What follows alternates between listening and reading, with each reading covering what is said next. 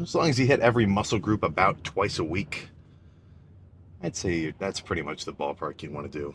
No point overcomplicating it. It's like if you go hard, you'll get the same results from doing push-pull legs or Arnold split.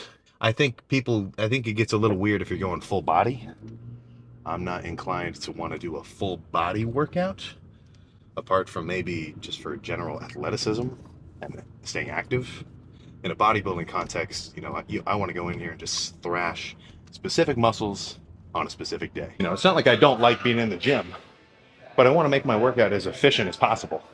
So there's no need to be in here for more than like 15 sets for a single muscle group. That's for sure. I'm not going to do the same weight again. For the next set, I'll probably take the 25 off. Maybe I'll take the 45 off, right? I'm sufficiently warm. I want to start heavy and work my way down as I get weaker, if you follow my logic.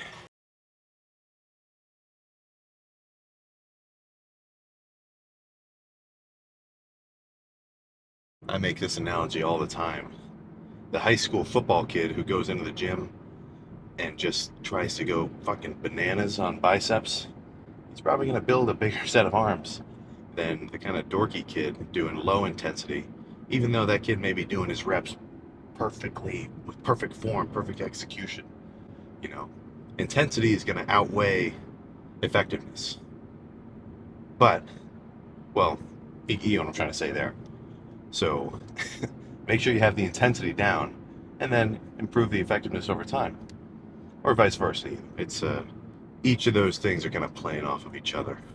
But for the most part, you're never going to go wrong going hard on a set. I can say that with 100% belief.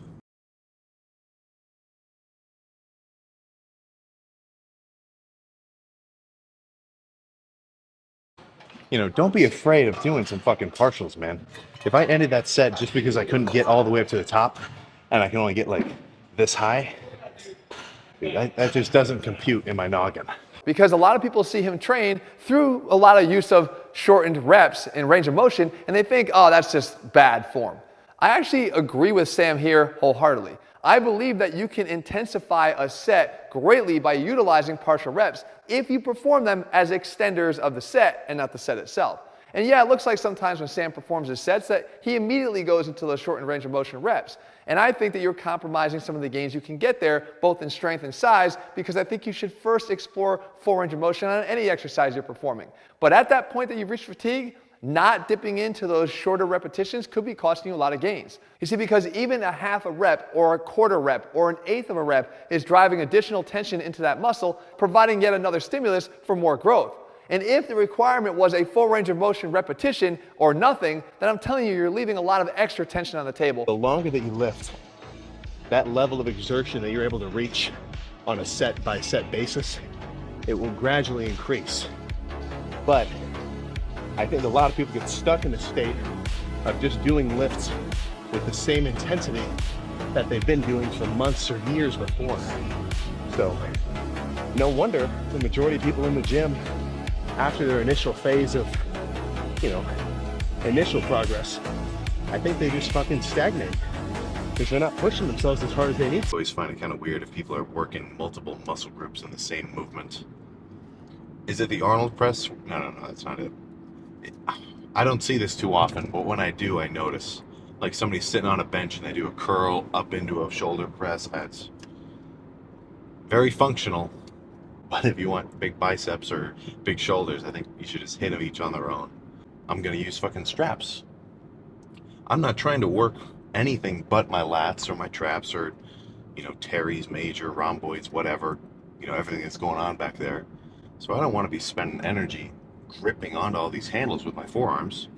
I want to strap in so I can really just focus on pulling with my scapula.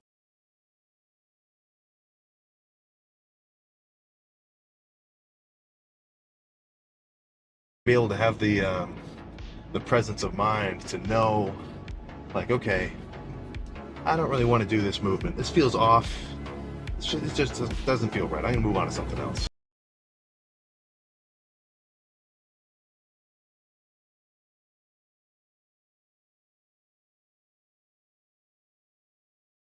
It's a little bit weird because with legs I do it backwards.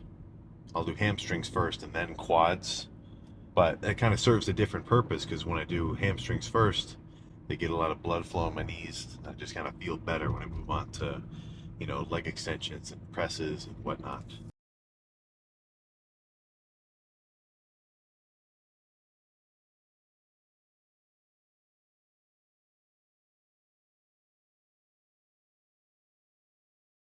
Lying face pulls. Doing face pulls standing up, you're kind of like leaning over. Every time you do it, you're kind of moving your body.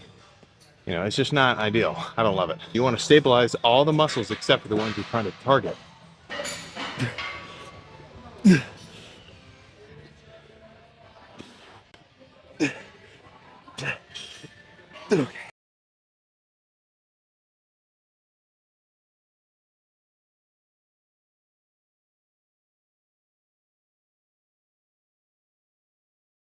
I'm gonna do some single arm little pull downs. And this kind of feels nice. It's like, for one thing, you get to focus on squeezing one lat at a time, unlike normal pull downs. But with this whole pulley system, you don't build up so much momentum. Like if you've done a dumbbell curl versus like a cable curl, you kind of get what I'm talking about. So it's just kind of easier to squeeze. That's pretty much the only point I'm getting at.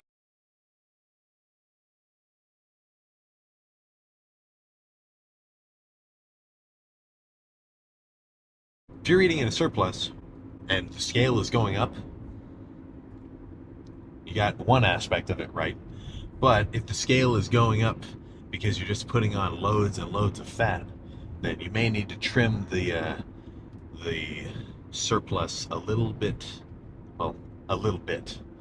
I'm all for putting on some poundage, but you want it to be quality weight, right?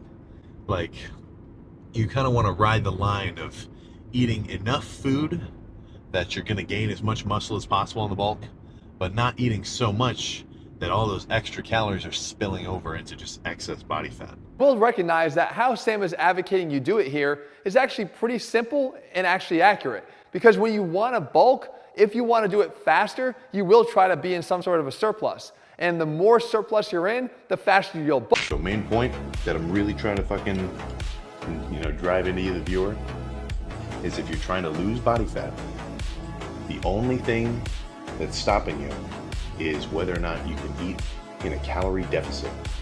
And I don't care what food you eat, you just have to be in a deficit to burn body fat. Whatever the hell you want to create that deficit doesn't really sit well with me, because I value the quality of your nutrition far beyond its impact on your waist.